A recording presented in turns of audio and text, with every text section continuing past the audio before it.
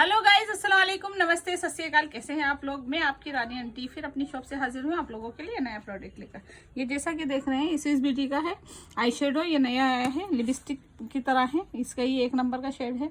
आप देख रहे हैं बहुत ही प्यारा शेड है। देखिए लगने के बाद भी ये वाटरप्रूफ है, आपकी आंखों से हटेगा नहीं जब तक आप हटाएंगे नहीं। ये 1 नंबर का शेड है। ये इसका 2 नंबर का शेड है। ये भी बहुत प्यारा शेड है। देखिए आप, ये वाटरप्रूफ है। ये अभी नया लॉन्च हुआ है, आप लेकर जाइए, बहुत ही अच्छा है, लॉन्ग लास्टिंग है।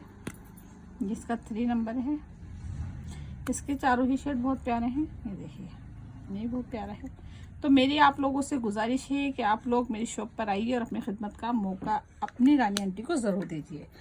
ये इसका 4 नंबर है। देखिए चारों ही शेड बहुत अच्छे हैं। तो आप लोगों से रिक्वेस्ट है कि आप लोग मेरी शॉप पर आइए, अपनी खिदमत का मौका दीजिए। फिर मिलते हैं नई वीडियो में नए आइटम के साथ। ओके बाय, अल्लाह हाफिज़।